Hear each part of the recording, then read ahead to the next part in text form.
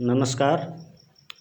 म बालकृष्ण काफ्ले लघुकथा पाठ्यश्रव्य दृश्य प्रतिष्ठानको नियमित लघुकथा वाचन श्रृङ्खला अन्तर्गतको आजको 107औं वाचन श्रृङ्खलामा उपस्थित भइसकेको छु।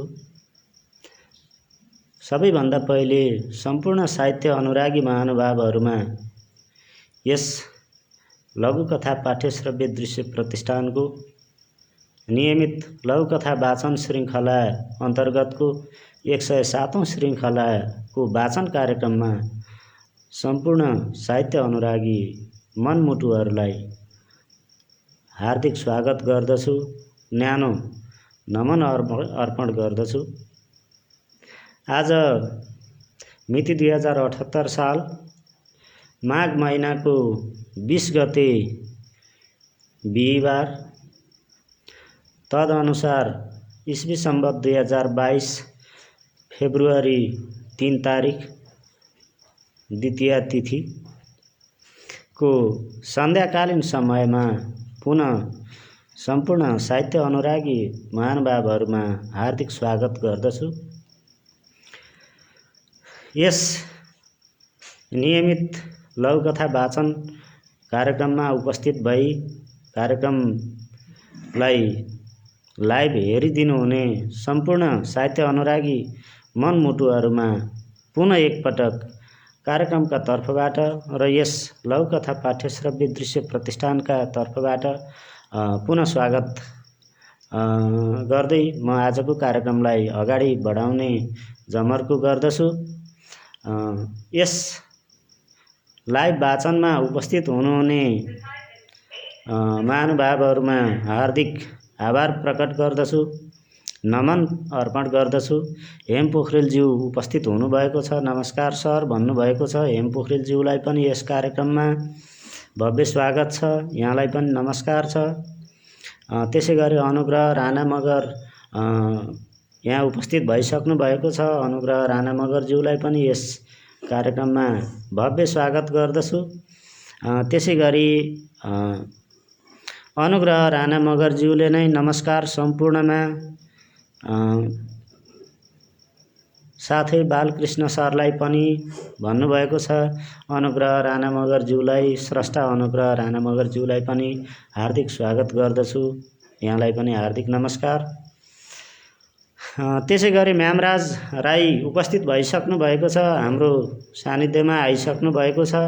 म्यामराज राईज्यूलाई पनि यस लघुकथा पाठ्यश्रव्य दृश्य प्रतिष्ठानको आजको वाचन श्रृङ्खलामा हार्दिक स्वागत गर्दछु, हार्दिक नमन अर्पण गर्दछु।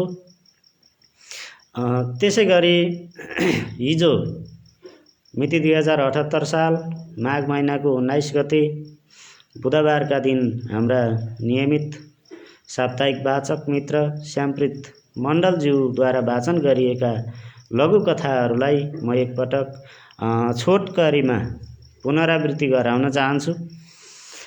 हिजो खेमलाल पहाडीज्यूको ओ नेगेटिभ वाचन गरिएको थियो।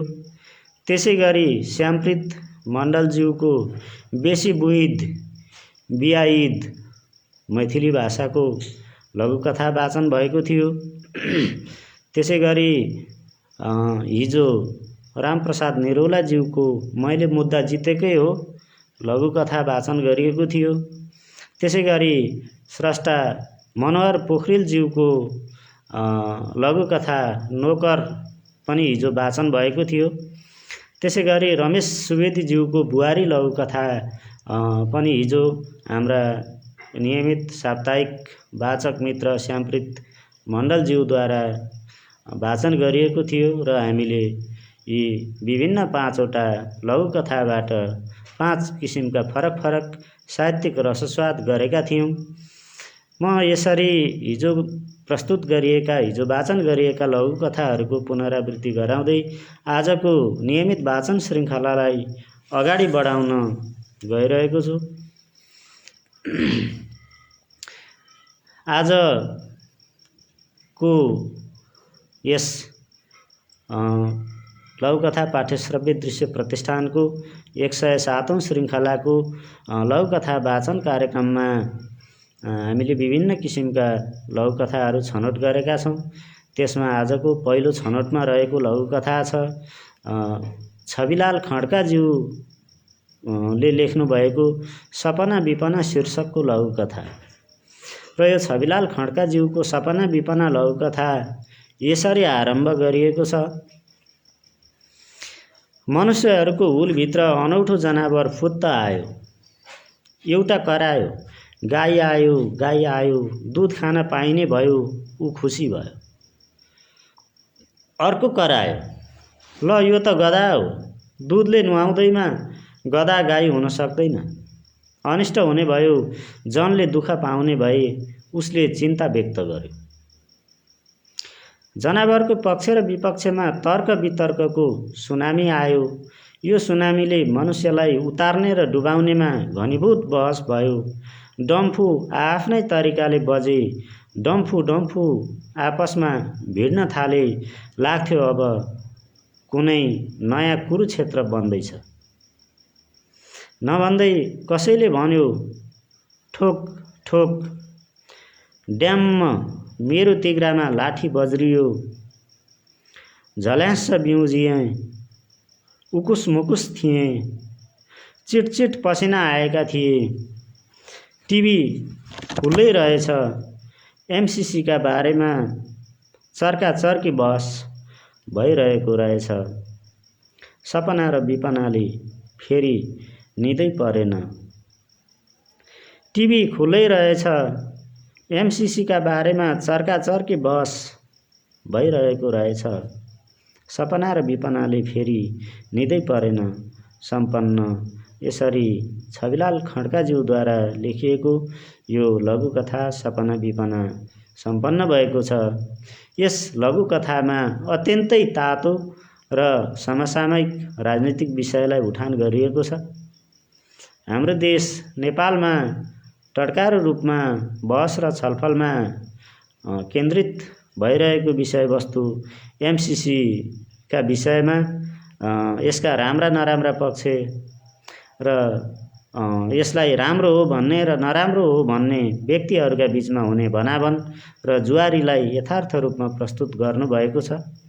यो लघुकथा समसामयिक राजनीतिक विषयवस्तुलाई केन्द्र बनाएर लेखिएको लघुकथा पनि भन्न सकिन्छ।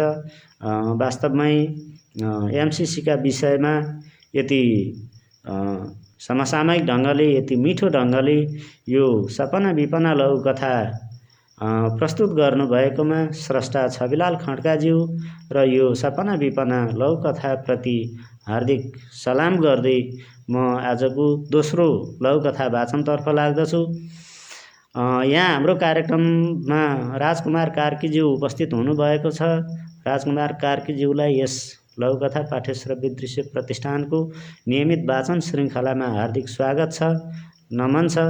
राजकुमार कार्कीज्यू नमस्कार सबैमा भन्नुहुन्छ, यहाँलाई पनि नमस्कार। त्यसै गरी म अब आजको दोस्रो लघुकथा वाचनतर्फ लाग्दछु। आजको छनौटमा रहेको दोस्रो लघुकथाको शीर्षक रहेको छ हुस्सु र यो हुस्सु लघुकथाकार स्रष्टा हुनुहुन्छ विद्या ढकाल। उहाँले तनहुँबाट यो लघुकथा प्रेषित गर्नुभएको छ। यो हुस्सु लघुकथा यसरी आरम्भ भएको छ। चाबहिल जानु थियो, कलङ्कीबाट नगर बस चढेँ। करिब करिब सबै सिटहरू भरिभराउ थिए। बिचतिरको भागमा एक सिट खाली रहेछ। त्यस्तै 30 वर्ष जतिकी देखिने बहिनीले मधुर स्वरमा भनिन्, आउनुहोस् दाजु, यहाँ खाली छ। धन्यवाद। म सिटमा बस्न खोजेँ। दाजु कहाँ पुग्ने उनको प्रश्न थियो। चाबहिल मेरो छोटो उत्तर थियो। ए म त चौकी झर्ने। हजुर यता बस्नुहोस्, म छेउतिर बसुँला। उनी आफू बसेको ठाउँबाट छेउतिर सरिन्। म झ्यालतिरको सिटमा बसेँ। बाटोमा उनले के कुरा गरिरहन्। म आफ्नै तर्कनामा थिएँ। उनका कुरामा खासै चासो दिइनँ। उनी कहिले यता कहिले उता चलमलाउँथिन्। बेला बेला उनको र मेरो कुम ठोकिन्थे। जाडोको समय उनको स्पर्शले मलाई न्यानो महसुस हुँदै थियो। चौकी झर्छु भन्ने ती बहिनी गोङ्गबुमै झरिन्। ठाउँ ठाउँको जाम छिचोल्दै म चढेको बस चाबैल पुग्यो। बसबाट झर्नका लागि म सिटबाट उठेँ, ढोकामा पुगेँ। भाडा दिनका लागि गोजीमा हात लगेँ। मेरो गोजी खाली थियो, पर्स त गायब। मेरो मुखबाट अकस्मात निस्कियो, लौ जा। भाडा दिनका लागि गोजीमा हात लगेँ। मेरो गोजी खाली थियो, पर्स त गायब। मेरो मुखबाट अकस्मात निस्कियो, लौ जा। सम्पन्न यसरी यो विद्या ढकालज्यूले तनहुँबाट प्रेषित गर्नुभएको लघुकथा हुस्सु सम्पन्न भएको छ।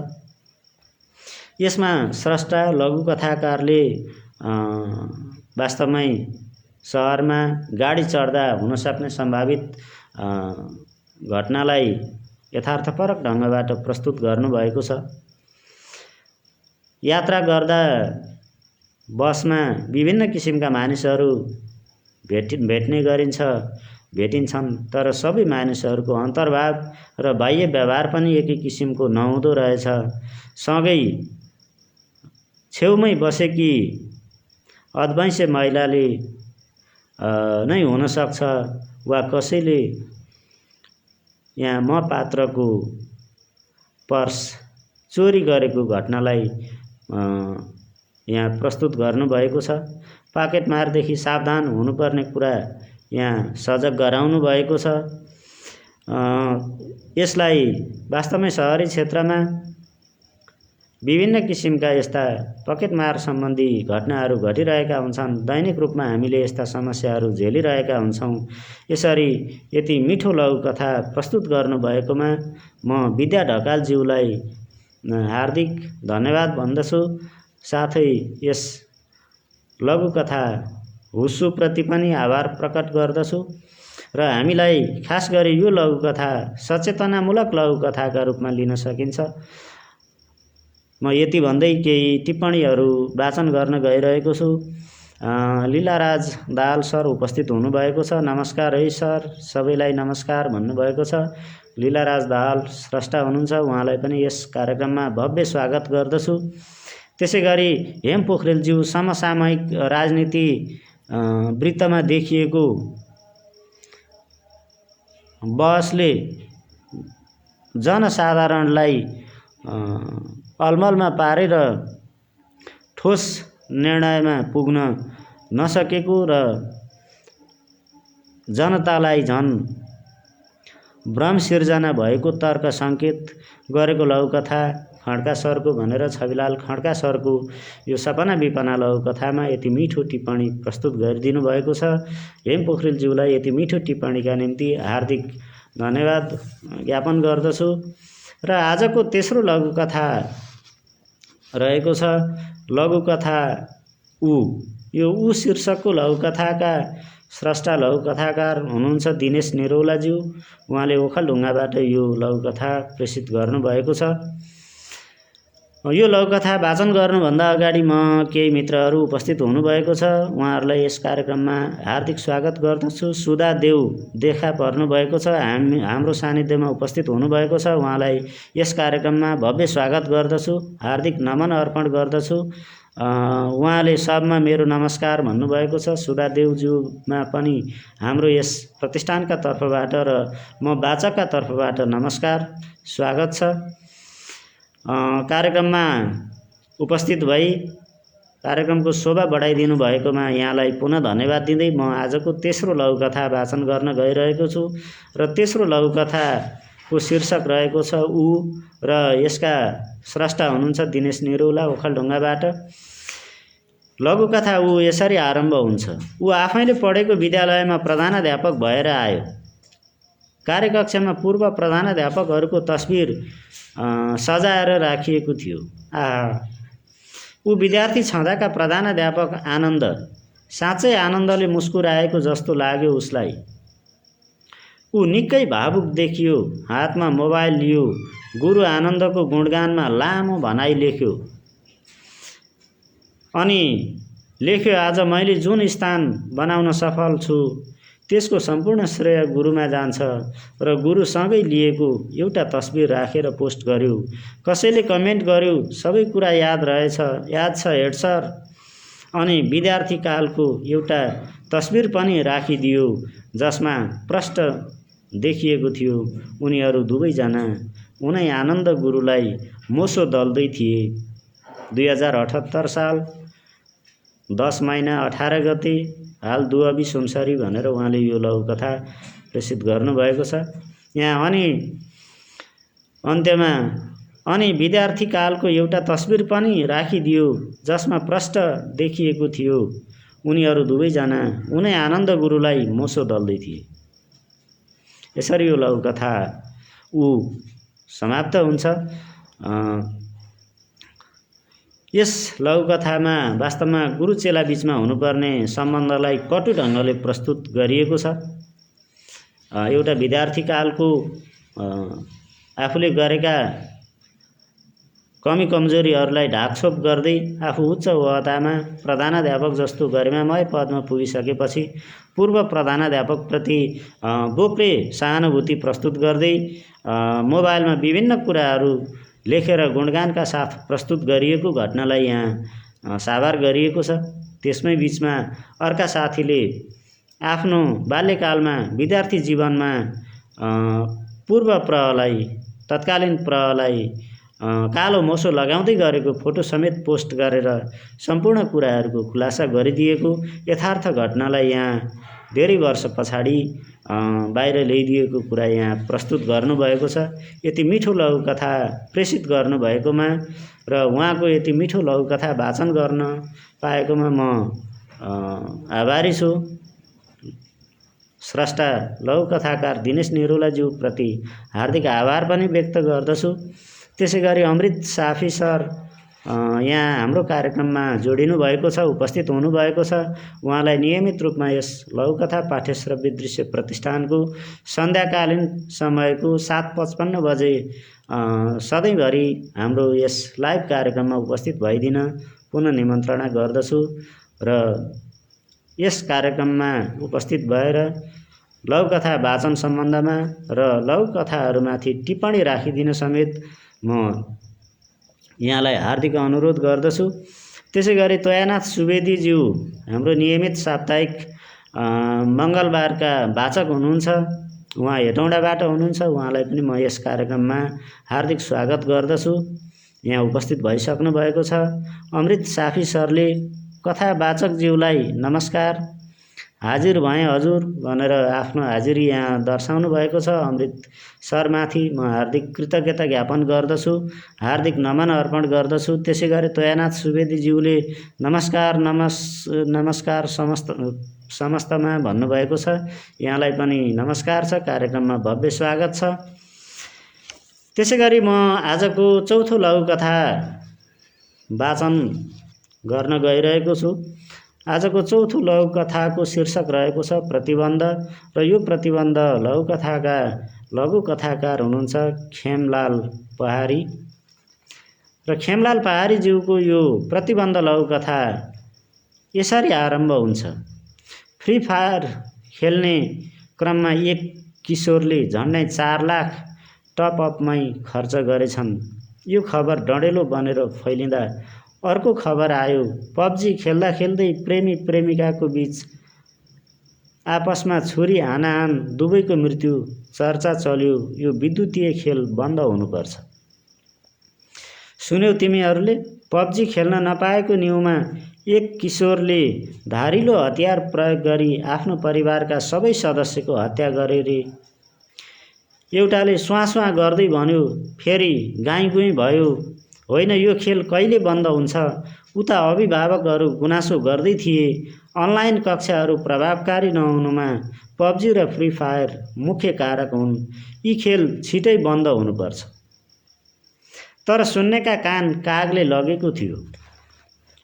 यो अनलाइन खेलले नानी बाबुको पढाइ ढुटो माटो भयो बुवा हजुर। हजुर अहिले सञ्चार मन्त्री भएको यही मौकामा यी खेल बन्द गर्नुहोस्। मन्त्रीले छोरालाई समेत हल हल भन्दै हल्लाइरहे। एक दिन मन्त्री पुत्रले आमा समक्ष गुनासो गर्यो, आमा बुवा हजुरलाई अनलाइन खेलमा प्रतिबन्ध लगाउनु पर्यो भनेको सुनेको नसुनै गर्नुहुन्छ।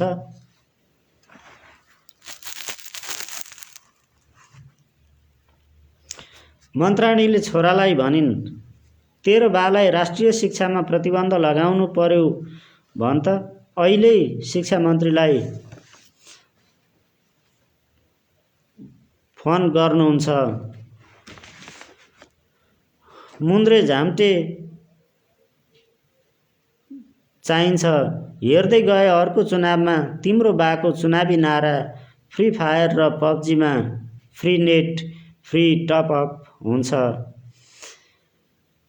यसरी यो लघुकथा सम्पन्न भएको छ। अन्त्यमा फेरि हेर्दै गए अर्को चुनावमा तिम्रो बाको चुनावी नारा फ्री फायर र पब्जीमा फ्री नेट फ्री टपअप हुन्छ। यसरी यो लघुकथा प्रतिबन्ध समाप्त हुन्छ। खेमलाल पहाडीज्यूले यस प्रतिबन्ध लघुकथामा वास्तवमै समसामयिक बाल मनोविज्ञानमा समेत असर पर्ने यो फ्री फायर र पब्जी लगायतका खेलका नकारात्मक पक्षहरूका बारेमा गहिरो अध्ययन विश्लेषण प्रस्तुत गर्नुभएको छ। वास्तवमै फ्री फायर पब्जी जस्ता अनलाइन खेलहरूका कारण बालबालिकाहरूको पठन पाठनमा ठुलो प्रभाव परेको छ। यस विषयमा विभिन्न समयमा संसद स्तरमा र मन्त्री स्तरमा पनि गुनासाहरू पर्याप्तै गएकै छन्, तथापि कुनै गुनासो सुनवाई भएको छैन। यहाँ एकजना सञ्चार मन्त्रीका रूपमा स्थापित व्यक्तित्वलाई अगाडि सारेर छोराले यो फ्री फायर र पब्जी लगायतका अनलाइन खेलहरूका नकारात्मक पक्षहरू बढी भएको हुनाले यस्ता खेलहरू बन्द गर्न लगाउनुपर्छ भन्ने उक्ति अगाडि सारिरहँदा पनि कुनै सुनवाई नहुनु र यसरी यस्ता यो फ्री फायर पब्जी लगायतका अनलाइन खेलहरू निरन्तर चलिरहन पाउनु र अन्त्यमा आगामी चुनावको चुनावी नारा पनि यही बन्न सक्छ। यसैमा चाहिँ फ्री फायर र पब्जीमा फेरि नेट फ्री हुन सक्छ, फ्री टपअपहरू आउन सक्छन्, यस्ता कार्यक्रमहरू आउन सक्छन् भन्ने कुरालाई व्यङ्ग्यात्मक ढङ्गले प्रस्तुत गर्नुभएको छ।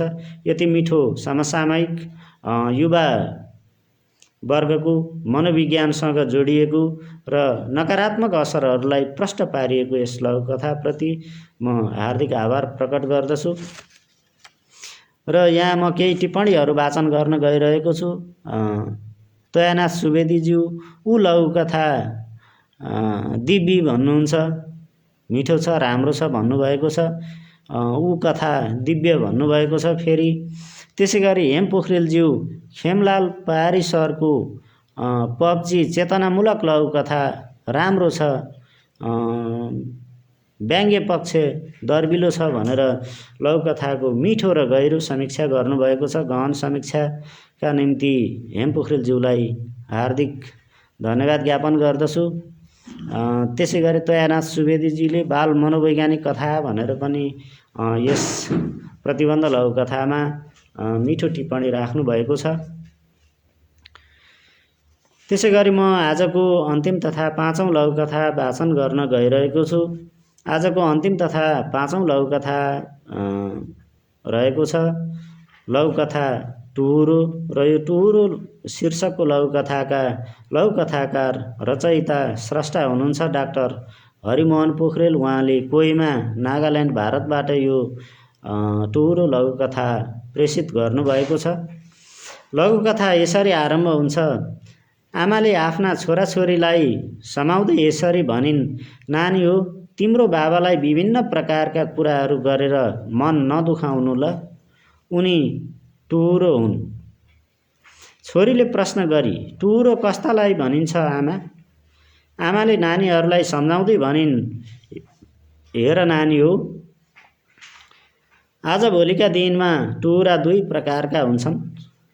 एउटा भने जन्म दिएर बाबु र आमा स्वर्गवासी भएको टुहुरा र अर्को भने कृत्रिम टुहुरो, जसलाई परिवारका सबैजना धनी भएर गरिब छ भनेर उसलाई मनोवैज्ञानिक रूपले त्यागिदिएका हुन्छन्।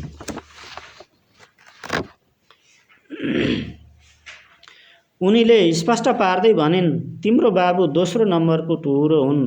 मैले साथ नदिएको भए हिरा भएको तिम्रो बाबु त्यसै सकिने थिए। जीवनमा जीवनसाथीको ठुलो महत्त्व हुन्छ। आमाको कुरा सुनेर सबैले सरी आमा भन्छन्। चौकामा कुकरको लामो सिटी लाग्छ। सम्पन्न। यसरी यो दोस्रो यो पाँचौं अर्थात् आजको अन्तिम लघुकथा पनि समाप्त भएको छ। यहाँ भनिएको छ, जीवनमा जीवनसाथीको ठुलो महत्त्व हुन्छ। आमाको कुरा सुनेर सबैले सरी आमा भन्छन्। चौकामा कुकरको लामो सिटी लाग्छ। सम्पन्न भनेर यसरी यो डाक्टर हरिमोहन पोखरेलज्यूको टुहुरो लघुकथा समाप्त भएको छ। मनोहर पोखरेल सर यस कार्यक्रममा उपस्थित हुनुभएको छ। स्रष्टा र वाचक यस प्रतिष्ठानका एडमिन व्यवस्थापक मनोहर पोखरेलज्यूलाई हार्दिक स्वागत गर्दछु, हार्दिक नमन अर्पण गर्दछु। मनोहर पोखरेलज्यूले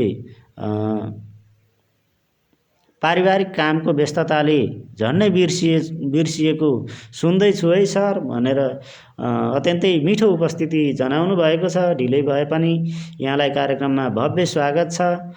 यहाँको उपस्थितिले यस कार्यक्रममा विशेष महत्त्व राखेको छ। म यहाँलाई पुनः हार्दिक नमन अर्पण गर्दछु, हार्दिक स्वागत गर्दछु र टिप्पणी राखिदिनु हुन समेत अनुरोध गर्दछु। त्यसै गरी तोयानाथ सुवेदीज्यूले टुहुरो हुँदाको पीडा र यसका प्रकार भनेर यो टुहुरो डाक्टर हरिमोहन पोखरेलज्यूद्वारा रचित टुहुरो शीर्षकको लघुकथामा मिठो र गहन टिप्पणी राख्नु भएको छ। ललिता झा म्याडम पनि उपस्थित हुनुभएको छ। नमस्कार साहित्य प्रेमी ज्यूमा भनेर नमस्कार भन्नुभएको छ।